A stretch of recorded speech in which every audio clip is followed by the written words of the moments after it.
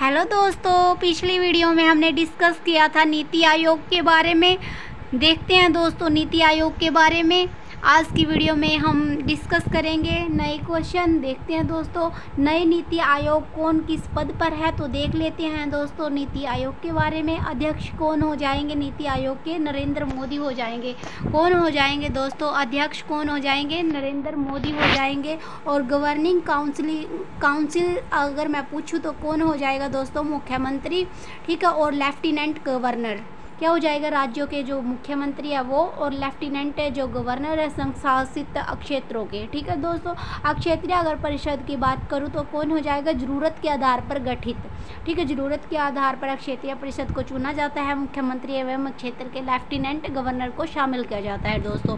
अगर सदस्य की बात करें तो पूर्णकालिक आधार पर, ठीक है दोस्तों। और अंशकालिक सदस्य है जो अधिकतम 2, कितने? अधिकतम 2, और रोटेशनल प्रासंगिक संस्थानों से, ठीक है दोस्तों। और क्या है? पदेन जो सदस्य है, मंत्रियों की परिषद से अधिकतम 4 प्रधानमंत्री द्वारा नामित, ठीक है दोस्तों। मंत्रियों की परिषद से अधिकतम 4, जो मंत्रियों की परिषद से अधिकतम क्या है? 4, और प्रधानमंत्री द्वारा नामित, ठीक है दोस्तों। और CEO की बात करूँ तो निश्चित अवधि के लिए प्रधानमंत्री द्वारा नियुक्त, ठीक है। निश्चित अवधि के लिए क्या किया जाता है? प्रधानमंत्री द्वारा नियुक्त किए जाते हैं। भारत में योजना आयोग का सृजन अगर पूछा जाए तो दोस्तों क्या हो जाएगा? मंत्रिमंडल के एक प्रस्ताव द्वारा। ये मंत्रिमंडल का एक प्रस्ताव था जो कब आया था? 15 मार्च 1950 को आया था दोस्तों। 15 मार्च 1950 को आया था। राष्ट्रीय विकास परिषद का गठन किस तिथि को हुआ था दोस्तों? तो ये हो जाएगा 6 अगस्त 1952 को हो जाएगा। 6 अगस्त 1952 को हो जाएगा दोस्तों। क्या हो जाएगा? 6 अगस्त 1952 को हो जाएगा दोस्तों। पिछड़े देशों के लिए रोलिंग प्लान का सुझाव किया था दोस्तों। किसने किया था? जी मेडल ने किया था। किसने किया था दोस्तों? जी मेडल ने किया था। किसने किया था? जी मेडल द्वारा किया गया था ये। भारत में पंचवर्षीय योजना को स्वीकार करने का अंतिम अधिकार है दोस्तों, तो ये क्या हो जाएगा? राष्ट्रीय विकास परिषद को। किसको जाता है ये? राष्ट्रीय विकास परिषद को। किसने राष्ट्रीय विकास परिषद को एक सर्वोच्च मंत्री परिषद की संज्ञा प्रदान की है? जी, तो ये किसने किया? श्री के संथानम ने किया दोस्तों। जो राष्ट्रीय विकास परिषद की एक सर्वोच्च मंत्री परिषद की संज्ञा है दोस्तों, किसने की है? श्री के संथानम ने, ठीक है दोस्तों। राष्ट्रीय विकास परिषद तथा योजना आयोग का अध्यक्ष कौन होता है दोस्तों? प्रधानमंत्री दोनों के पदेन अध्यक्ष होते हैं। क्या होता है दोस्तों? प्रधानमंत्री दोनों के पदेन अध्यक्ष होते हैं। कौन सी संस्था सहकारी संघवाद का सर्वोत्तम उदाहरण है दोस्तों? तो क्या हो जाएगा? राष्ट्रीय विकास परिषद। क्या हो जाएगा दोस्तों? राष्ट्रीय विकास परिषद हो जाएगा। योजना आयोग द्वारा तैयार किसी योजना के प्रस्ताव को, प्रस्तावित प्रारूप को अंतिम रूप से कौन सी संस्था स्वीकृत करती है दोस्तों? तो राष्ट्रीय विकास परिषद करती है। राष्ट्रीय विकास परिषद, ठीक है, NDC करती है दोस्तों। योजना आयोग के किस पदाधिकारी को केंद्रीय मंत्री के बराबर का दर्जा दिया गया? तो योजना आयोग के उपाध्यक्ष को।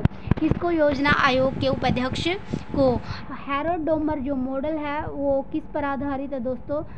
जो प्रथम योजना है वो हैरोल्ड डोमर मॉडल था उस पर आधारित है। ये कब की शुरू की थी दोस्तों? ये फर्स्ट 5 ईयर प्लान तो 1951 से 56, जो फर्स्ट 5 ईयर प्लान है वो कब किया था? 1951 से 56 को किया था दोस्तों। और किस मॉडल पर आधारित है? हैरोल्ड डोमर मॉडल पर आधारित है दोस्तों। आत्मनिर्भरता एवं स्वयंस्फूर्ता अर्थव्यवस्था का मुख्य जो उद्देश्य है किस पंचवर्षीय योजना में रखा गया है दोस्तों?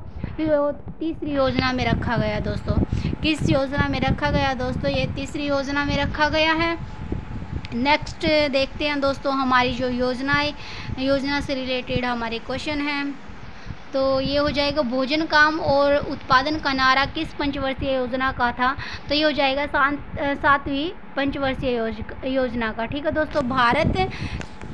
भारत की किस योजना को कृषि एवं सिंचाई योजना की संज्ञा प्रदान की गई है? तो दोस्तों ये की गई है फर्स्ट 5 ईयर प्लान को। किसको? फर्स्ट 5 ईयर प्लान को की गई है। और 11 जो 5 ईयर प्लान है उसमें क्या योजना में अधिकतम राशि आवंटित की गई थी। सामाजिक सेवा में 30.2%, क्या दोस्तों 30.2%, तथा ऊर्जा जो हेतु है उसमें 23.4 हो जाएगी। ठीक है दोस्तों, अगर मैं 11वीं पंचवर्षीय योजना का उद्देश्य पूछूं तो तीव्रता और अधिक समावेशी विकास का हो जाएगा। 11वीं पंचवर्षीय योजना का उद्देश्य क्या हो जाएगा? तीव्रता और अधिक समावेशी विकास का उद्देश्य था दोस्तों। 3 वर्षीय योजना अवकाश किन पंचवर्षीय योजनाओं के मध्य आयोजित किया गया था? तो तीसरी और चौथी जो पंचवर्षीय योजना है दोस्तों उनके मध्य ये आयोजित किया गया था। क्या किया गया था दोस्तों? ये तीसरी तथा चौथी जो पंचवर्षीय योजना उनमें आयोजित किया गया था। ठीक है दोस्तों, किस पंचवर्षीय योजना में कुल परिव्यय का सर्वाधिक भाग कृषि पर व्यय किया गया? तो ये हो जाएगा प्रथम पंचवर्षीय योजना में 31.0%। ठीक है दोस्तों, 31.0%। अगर किस पंचवर्षीय योजना में कुल परिव्यय का ऊर्जा विकास सर्वाधिक व्यय किया गया दोस्तों? तो ये किया गया था 7वीं पंचवर्षीय योजना में। ठीक है, 7वीं पंचवर्षीय योजना में किया गया था 28.0%। ठीक है दोस्तों, 28% लगा लो। सामाजिक सेवाओं पर सर्वाधिक व्यय किस पंचवर्षीय योजनाओं में किया गया था? 11वीं तथा 10वीं पंचवर्षीय योजना में किया गया था दोस्तों। जो सामाजिक सेवाओं पर सर्वाधिक व्यय कब किया गया था? 11वीं और 10वीं पंचवर्षीय योजना में किया गया था। अब देखते हैं दोस्तों लक्ष्य से जो कम वृद्धि दर कीमत पर। ठीक है दोस्तों, 2004 से 2005 तक। अब देख लेते हैं दोस्तों दूसरी पंचवर्षीय योजना। क्या दोस्तों दूसरी पंचवर्षीय योजना जो प्राप्ति दर है वो कितनी है? 4.21%। और ये क्या है? लक्ष्य जो है 4.5%। ठीक है, लक्ष्य क्या रखा गया था? 4.5% रखा गया था। और प्राप्त कितनी हुई दोस्तों? 4.21%। ठीक है, तीसरी पंचवर्षीय योजना की अगर मैं बात करूँ तो दोस्तों 2.7%। अगर मैं लक्ष्य की बात करूँ तो 5.6%। ठीक है, 5.6%। लक्ष्य कितना रखा गया? तीसरी पंचवर्षीय योजना 5.6 रखा गया था, लेकिन उससे कम प्राप्त हुआ कितना? 2.7%। चौथी पंचवर्षीय योजना है जो दोस्तों उसमें जो लक्ष्य रखा गया था 5.7 का रखा गया था, 5.7% का रखा गया था, लेकिन प्राप्त कितनी हुई थी दोस्तों? 3.2% हुई थी। तो तीसरी और जो चौथी योजना ये क्या रही? असफल रही दोस्तों। अगर मैं 9वीं योजना की बात करूँ तो दोस्तों 9वीं योजना में 6.5% का लक्ष्य रखा गया था, लेकिन प्राप्ति कितनी हुई थी? 5.50% हुई थी दोस्तों, 5.50%। ठीक है दोस्तों, तो ये क्या हो जाएगा? इसमें भी क्या हुआ? लक्ष्य प्राप्त नहीं हुआ। अगर मैं 10वीं पंचवर्षीय योजना की बात करूँ तो दोस्तों इसमें लक्ष्य रखा गया था, कितना रखा गया था दोस्तों? 7.9% रखा गया था, 7.9% रखा गया था 10वीं पंचवर्षीय योजना में, लेकिन प्राप्त कितना हुआ? 7.74%। मतलब ये सफल रही दोस्तों। ठीक है, 11वीं पंचवर्षीय योजना की अगर मैं बात करूँ तो 9.2% का लक्ष्य रखा गया था और प्राप्त कितनी हुई दोस्तों? 8.2% हमें प्राप्त हुई। 12वीं पंचवर्षीय योजना की अगर मैं बात करूँ तो दोस्तों 8.5% का लक्ष्य रखा गया था, लेकिन प्राप्त कितनी हुई दोस्तों? ये 8.2 ही प्राप्त हुई। ठीक है दोस्तों, ये थी हमारी पंचवर्षीय योजना के लक्ष्य कितने रखे गए थे और कितने हमारे प्राप्त हुए। लक्ष्य से अधिक वृद्धि दर प्राप्ति करने वाले पंचवर्षीय योजनाएं। ठीक है दोस्तों, ये क्या हो जाएगी? 8वीं पंचवर्षीय योजना। 8वीं पंचवर्षीय योजना है जो उसमें कितने लक्ष्य रखा गया था? 5.6% का रखा गया था, लेकिन प्राप्त कितनी हुई दोस्तों? 6.6%। ठीक है, 7वीं पंचवर्षीय योजना में 5.0% तो 5.80% प्राप्त हुआ था। 6ठी पंचवर्षीय योजना में 5.2% तो 5.40% प्राप्त हुआ। 5वीं पंचवर्षीय योजना में 4.80% प्राप्त हुआ और लक्ष्य कितना रखा गया था दोस्तों? 4.4% का।